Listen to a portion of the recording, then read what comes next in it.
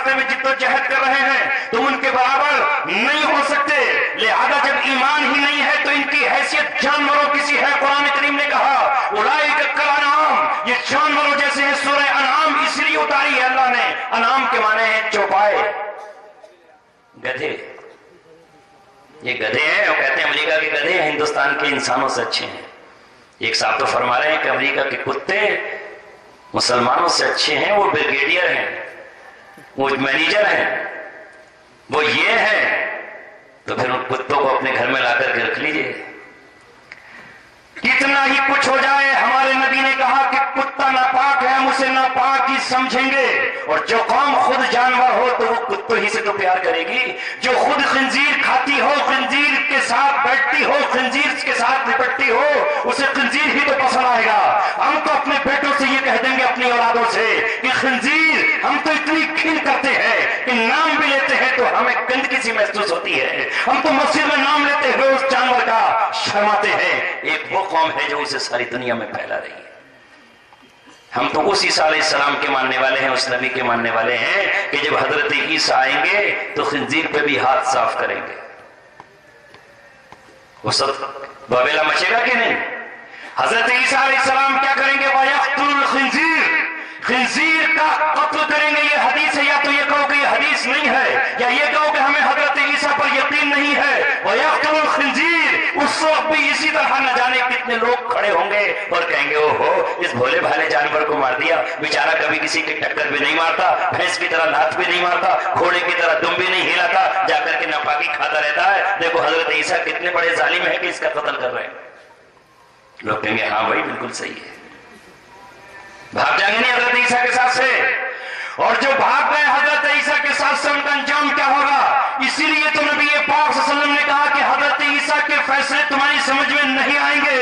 وہ جب دجال کا قتل کریں گے یروشلم میں باب لد پر کھڑے ہو کر، تو ساری دنیا کا باطل یہ کہے گا یہ کون سا مسلمان ہے؟ اسلام میں تو قتل ہے ہی نہیں، اسلام میں تو دہشت گردی ہے ہی نہیں، اسلام میں تو آتنکواد ہے نہیں، اس نے تو مسیحا کو مار دیا، اس نے تو مسیحا کو مار دیا۔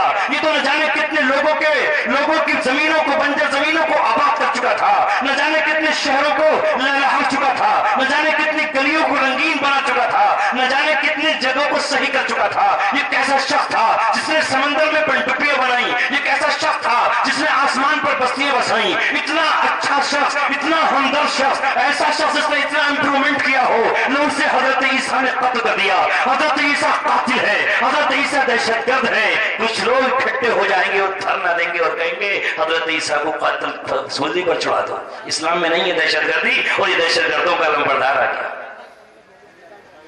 تبھی تو نبی پاک صلی اللہ علیہ وسلم نے کہا وہ کوئی معمولی بات نہیں ہوگی، معمولی بات نہیں ہوگی، یہ جہنم سے آزادی کا پروانہ دیا جا رہا ہے۔ نبی اکرم صلی اللہ علیہ وسلم فرما رہے ہیں، نسائی شریف میں یہ روایت موجود ہے اور بھی دیگر احادیث میں روایات موجود ہیں۔ رسول اللہ صلی اللہ علیہ وسلم نے فرمایا عصابتان من امتی، میری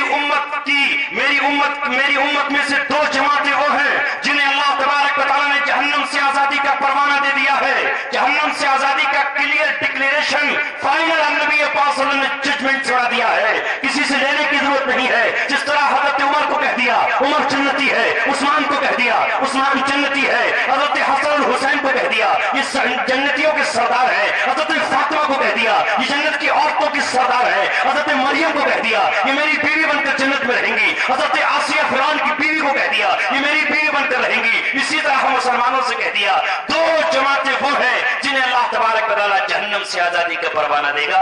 ایک وہ جو ہندوستان سے غزوہ ہو رہا ہوگا تو اس میں شریک ہو جائے گی غزوۃ الہند میں، اور دوسری وہ ہے جو حضرت عیسیٰ کے ساتھ ہوگی۔ اب فیصلہ آپ کیجئے کہ حضرت عیسیٰ کے ساتھ جانا ہے کہ دجال کے کلون کے ساتھ جانا ہے۔ حضرت عیسیٰ کے ساتھ جانے میں تو بڑی مشقتیں پیش آئیں گی، حالات یہ بن رہے ہوں گے، اس لیے پہلے سے تیاری کر لیجئے۔ میں نے عرض کیا کہ 1776 میں کولمبس نے اپنی قوم کے لیے جو قربانی دی تھی، آج اس کی قوم اس کی فصل کاٹ رہی ہے۔ آج وہ دنیا کا سپر پاور ہے، آج وہ جو چاہے اعلان کر دے۔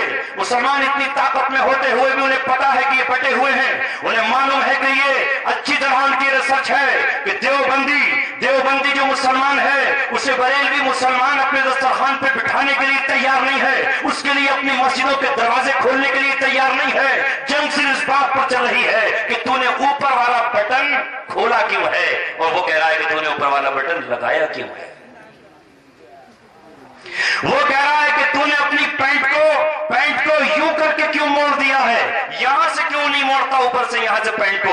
वो कह रहा है ऊपर से पैंट नहीं मोड़ती, पजामा तो मोड़ सकता है, लिहाजा मैंने नीचे से मोड़ के टखनों से ऊपर कर ली है। लिहाजा वो कह रहा है कि इसने टखनों से अगर मोड़ ली है तो इस्लाम से खारिज हो गया। दूसरा कह रहा है कि इसने सोने की चेन अपने हाथ में पहन ली है तो यह मुसलमान बाकी नहीं रहा। तीसरा ये कह रहा है कि अगर ये हय्या अला सलाह पे खड़ा हो गया तो फिर ये इस्लाम से खारिज हो गया। लिहाजा अब वहां पहुंचने के बाद जब हम हरम पे पहुंचे और हरम के इमाम को भी हम इमाम तस्लीम न करें, हम ये कह रहे हो, हम ये देख रहे हो कि ये जो लोग नमाज पढ़ रहे हैं ये कितनी टांगें चीर के नमाज पढ़ रहे हैं। पूरी टांग चीरी इसने नहीं चीरी, अगर ये टांग चीर दे पूरी तो ये मेरा साथी है, इसने टांग अगर मिलाकर पढ़ ली तो ये हमारी जमात से खारिज है।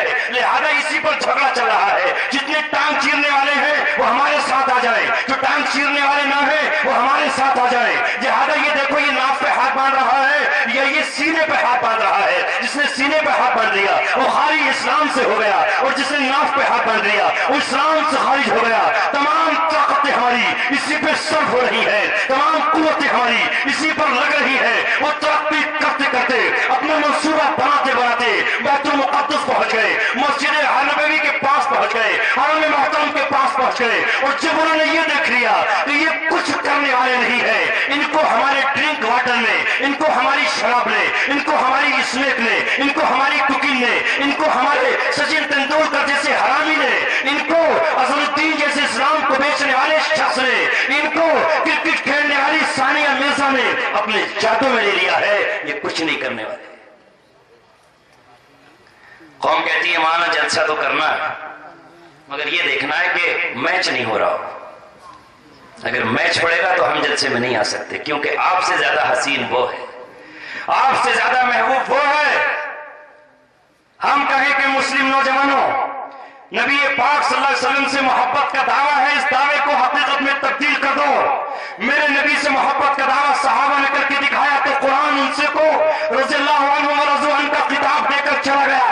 जब नबी ने यह देखा कि एक सहाबी अपनी इमारत बना रहे हैं, कुब्बा बनाना चाहते हैं, अपना महल तामीर करना चाहते हैं, नबी ने इजहार नागवारी फरमाया, अरे ये महल क्यों बना रहे हैं? ईरान इसी तरह के महल में बैठ करके वहां का किस्सा जुल्म कर रहा है, कैसर ने इसी तरह महल बनाया है, वो इंसानियत का खून पी रहा है, इसी तरह के महल दुनिया के दूसरे इलाकों में है, वो लोगों पर जुल्म कर रहे हैं। तुम अपना महल बनाओगे तो कल महल छोड़ना मुश्किल पड़ जाएगा, कल तुम हिजरत नहीं कर पाओगे, इस महल में चाल अटकी हुई होगी, लिहाजा इस महल को न बनाओ। सहाबा ने उस सहाबी को जाकर बताया, नबी ने तेरे मकान से नागवारी का इजहार किया है। सहाबी ने नबी की मोहब्बत को सामने रखते हुए उस पर हथौड़ा चला दिया और उसे ऐसे बराबर कर दिया जैसे वहां बुनियाद ही नहीं थी।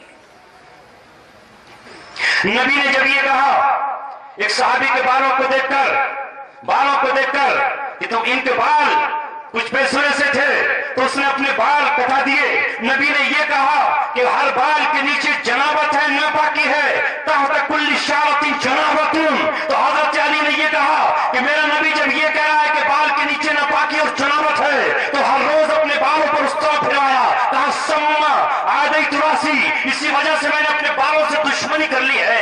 आज का मुस्लिम नौजवान न बाल मुड़ाकर के नबी की सुन्नत अदा कर रहा है, न बाल रखा के अदा कर रहा है। अगर बाल रखाने का शौक है तो ये क्यों नहीं पूछता कि नबी की जुल्फें कैसी थी, नबी के बाल कैसे थे? अगर तू उस नीयत से रखाए तो तेरी शान बढ़ जाए, दुनिया ये देखे कि मोहम्मद का गुलाम है। लेकिन वो तो फिल्म और सिनेमा के पर्दे पर ये देखता रह रहा है कि शराबी कबाबी सुनील दत्त का बेटा संजय दत्त किस तरह अपना सर करा कर आया है। अगर वो इस तरह फिरवा दे तो पूरा हिंदुस्तान गंजा हो जाएगा कि हमारा आका और हमारा रहनुमा और हमारा लीडर और हमारा महबूब और हमारी धड़कन वाला गंजा होकर आ गया है, लिहाजा अब हमें गंजे होने में कोई याद नहीं। और अगर वो बीच में ब्लेड लगाकर आ जाए गधे की तरह से तो कहेंगे वही जरा बाल काटो, गजनी कट।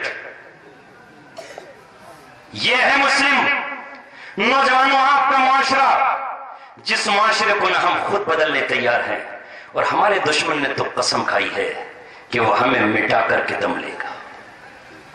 بات صرف اس کی نہیں ہے، اب ہمارے وجود کو مٹانے کا مسئلہ آ چکا ہے۔ کیسے بچاؤ گے اپنے آپ کو؟ کس طرح کھڑا کرو گے جب ہم دشمن سے دشمنی نہ سیکھیں؟ قرآن پکار کر کہہ رہا ہے لا تتخذوا اليہود والنصارى اولیاء، یہودیوں کو اور عیسائیوں کو دوست مت بناؤ۔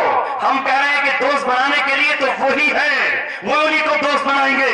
مسلمان دوست نہیں ہو سکتا، مسلمان اس لیے نہیں ہو سکتا کہ یہ بریلوی ہے، مسلمان اس لیے دوست نہیں ہو سکتا کہ یہ اہل حدیث ہے، مسلمان اس لیے دوست نہیں ہو سکتا کہ یہ سلفی ہے، سلفی یہ کہہ رہے ہیں کہ اس لیے دوست نہیں ہو سکتا کہ یہ حنفی ہے، حنفی یہ کہہ رہے ہیں اس لیے دوست نہیں ہو سکتا کہ یہ شافعی ہے، اور شافعی یہ کہہ رہے ہیں اس لیے دوست نہیں ہو سکتا کہ یہ مالکی ہے، اور مالکی یہ کہہ رہے ہیں اس لیے دوست نہیں ہو سکتا کہ یہ حنبلی ہے۔ یہ جھگڑا ہے ہمارا، ہم تو یہودیوں کو جا کر کے دوست بنائیں گے، یہودیوں سے جا کر کے یاری کریں گے، اس لیے کہ ان میں ہمیں ایک ہی نظر آتا ہے، ہمیں ان میں فریسی نظر نہیں آتے، ہمیں ان میں صدوقی نظر نہیں آتے، ہمیں ان میں فرقے نظر نہیں آتے، ہم سمجھتے ہیں کہ کوئی اختلاف نہیں ہے، ہم عیسائیوں کو دوست بنائیں گے اس لیے کہ ان میں کوئی جھگڑا نہیں ہے۔ حالانکہ عیسائیوں میں 3 بڑی بڑی قومیں ہیں، آرتھوڈکس ہے، پروٹسٹنٹ ہے، رومن کیتھولک ہے۔ رومن کیتھولک کو پروٹسٹنٹ کافر کہتے ہیں، شیطان کی اولاد اسے کہہ کر پکارتے ہیں، لیکن یہودیوں سے دوستی، عیسائیوں سے دوستی ہو رہی ہے۔ ہم اس حکم کو اللہ کے کیوں نہیں مانتے کہ یہودی اور عیسائیوں کو دوست مت بناؤ؟ بعضکم اولیاء بعض، وہ آپس میں ایک دوسرے کے دوست ہیں، تمہارے دوست نہیں ہوں گے، تمہارے دوست نہیں ہوں گے۔ اور پھر آگے اللہ